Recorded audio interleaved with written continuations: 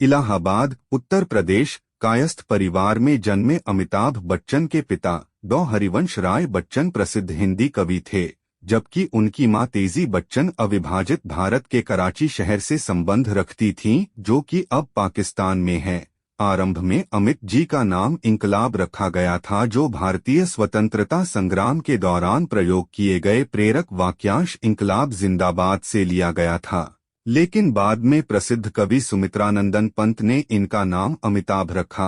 अमिताभ का अर्थ है शाश्वत प्रकाश। यद्यपि इनका उपनाम श्रीवास्तव था वह कायस्थ जाति से संबंध रखते हैं, फिर भी इनके पिता ने इस उपनाम को अपने कृतियों को प्रकाशित करने वाले बच्चन नाम से उद्धृत किया। यह उनका उपनाम ही है जिसके साथ उन्होंने फिल्मों में एवं सभी सार्वजनिक प्रयोजनों के लिए उपयोग किया। अब यह उनके परिवार के समस्त सदस्यों का उपनाम बन गया है। अमिताभ हरिवंश राय बच्चन के 2 बेटों में सबसे बड़े हैं। उनके दूसरे बेटे का नाम अजिताभ है। इनकी माता तेजी बच्चन की थिएटर में गहरी रुचि थी और उन्हें फिल्म में रोल की पेशकश भी की गई थी, किंतु इन्होंने गृहिणी बनना ही पसंद किया। अमिताभ के करियर के चुनाव में इनकी माता का भी कुछ योगदान था, क्योंकि वे हमेशा इस बात पर भी जोर देती थी कि उन्हें सेंटर स्टेज को अपना करियर बनाना चाहिए। बच्चन के पिता का देहांत 2003 में हो गया था, जबकि उनकी माता की मृत्यु 21 दिसंबर 2007 को हुई थी। बच्चन ने 2 बार एमए की उपाधि ग्रहण की है। मास्टर ऑफ आर्ट्स स्नातकोत्तर इन्होंने इलाहाबाद के ज्ञान प्रबोधिनी और बॉयज हाई स्कूल BHS तथा उसके बाद नैनीताल के शेरवुड कॉलेज में पढ़ाई की, जहां कला संकाय में प्रवेश दिलाया गया। अमिताभ बाद में अध्ययन करने के लिए दिल्ली विश्वविद्यालय के किरोड़ीमल कॉलेज चले गए, जहां इन्होंने विज्ञान स्नातक की उपाधि प्राप्त की। अपनी आयु के 20 के दशक में बच्चन ने अभिनय में अपना कैरियर आजमाने के लिए कोलकाता की एक shipping firm bird and company में किराया ब्रोकर की नौकरी छोड़ दी। 3 जून 1973 को इन्होंने बंगाली संस्कार के अनुसार अभिनेत्री जया भादुड़ी से विवाह कर लिया। इस दंपति को 2 बच्चों, बेटी श्वेता और पुत्र अभिषेक पैदा हुए। 1976 में इन्हें यश चोपड़ा ने अपनी दूसरी फिल्म कभी कभी में साइन कर लिया। यह और एक रोमांस की फिल्म थी, जिसमें बच्चन ने एक अमित मल्होत्रा के नाम वाले युवा कवि की भूमिका निभाई थी, जिसे राखी गुलजार द्वारा निभाई गई पूजा नामक एक युवा लड़की से प्रेम हो जाता है। इस बातचीत के भावनात्मक जोश और कोमलता के विषय अमिताभ की कुछ पहले की एक्शन फिल्मों तथा जिन्हें वे बाद में करने वाले थे की तुलना में प्रत्यक्ष कटाक्ष किया। इस फिल्म ने इन्हें सर्वश्रेष्ठ अभिनेता का फिल्मफेयर पुरस्कार के लिए नामित किया और बॉक्स ऑफिस पर यह एक सफल फिल्म थी। 1977 में इन्होंने अमर अकबर एंथनी में अपने प्रदर्शन के लिए सर्वश्रेष्ठ अभिनेता का फिल्मफेयर पुरस्कार जीता। इस फिल्म में इन्होंने विनोद खन्ना और ऋषि कपूर के साथ एंथोनी गोंसाल्वेस के नाम से तीसरी अग्रणी भूमिका की थी। 1978 संभवत इनके जीवन का सर्वाधिक प्रशंसनीय वर्ष रहा और भारत में उस समय की सबसे अधिक आय अर्जित करने वाली 4 फिल्मों में इन्होंने स्टार कलाकार की भूमिका निभाई। 28 इन्होंने एक बार फिर कस्मे वादे जैसी फिल्मों में अमित और शंकर तथा डॉन में अंडरवर्ल्ड गैंग और उसके हमशक्ल विजय के रूप में दोहरी भूमिका निभाई। इनके अभिनय ने इन्हें सर्वश्रेष्ठ अभिनेता के फिल्मफेयर पुरस्कार दिलवाए और इनके आलोचकों ने त्रिशूल और मुकद्दर का सिकंदर जैसी फिल्मों में इनके अभिनय की प्रशंसा की तथा इन दोनों फिल्मों के लिए इन्हें सर्वश्रेष्ठ अभिनेता का फिल्मफेयर पुरस्कार मिला। इस पड़ाव पर इस अप्रत्याशित दौड़ और सफलता के नाते इनके कैरियर में इन्हें फ्रेंकाइस ट्रूफोर्ट नामक निर्देशक द्वारा वन मैन इंडस्ट्री का नाम दिया। 1979 में पहली बार अमिताभ को मिस शून्य नटवरलाल नामक फिल्म के लिए अपनी सहयोगी कलाकार रेखा के साथ काम करते हुए गीत गाने के लिए अपनी आवाज का उपयोग करना पड़ा। फिल्म में उनके प्रदर्शन के लिए उन्हें सर्वश्रेष्ठ अभिनेता का पुरस्कार, पुरुष पार्श्वगायक का सर्वश्रेष्ठ फिल्म पुरस्कार मिला। 1979 में इन्हें काला पत्थर, 1979 में सर्वश्रेष्ठ अभिनेता का पुरस्कार दिया गया और इसके बाद 1980 में राज खोसला द्वारा निर्देशित फिल्म दोस्ताना में दोबारा नामित किया गया, जिसमें इनके सह कलाकार शत्रुघ्न सिन्हा और जीनत अमान थीं।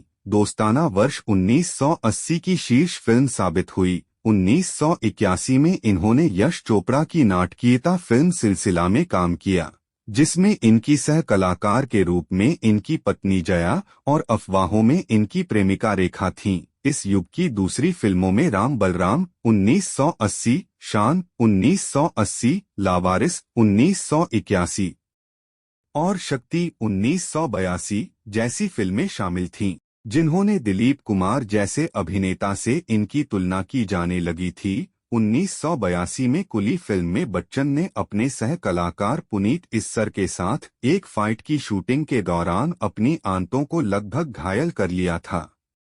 32 बच्चन ने इस फिल्म में स्टंट अपनी मर्जी से करने की छूट ले ली थी, जिसके एक सीन में इन्हें मेज पर गिरना था और उसके बाद जमीन पर गिरना था।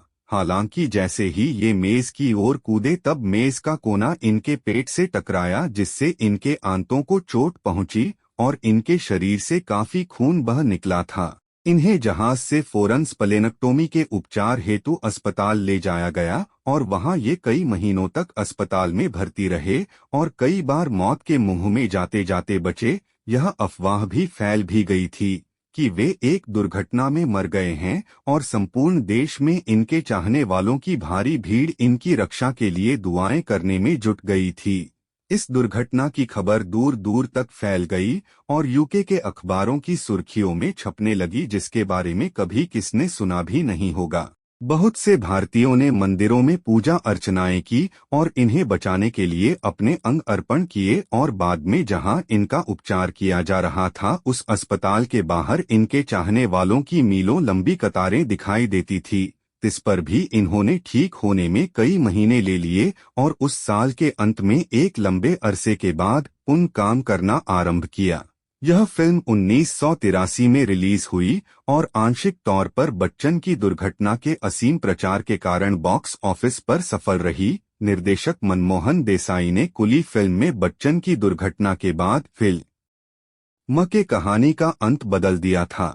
इस फिल्म में बच्चन के चरित्र को वास्तव में मृत्यु प्राप्त होनी थी, लेकिन बाद में स्क्रिप्ट में परिवर्तन करने के बाद उसे अंत में जीवित दिखाया गया। देसाई ने इनके बारे में कहा था कि ऐसे आदमी के लिए यह कहना बिल्कुल अनुपयुक्त होगा कि जो असली जीवन में मौत से लड़कर जीता हो उसे पर्दे पर मौत अपना ग्रास बना ले।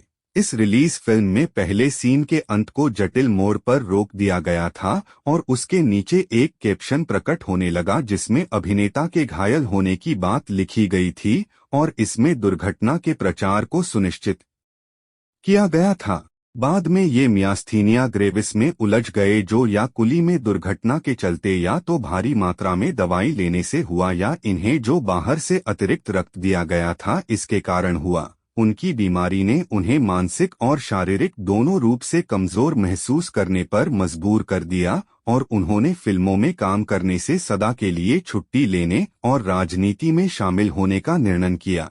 यही वह समय था जब उनके मन में फिल्म कैरियर के संबंध में निराशावादी विचारधारा का जन्म हुआ और प्रत्येक शुक्रवार को रिलीज होने वाली नई इनके प्रत्युत्तर के बारे में चिंतित रहते थे।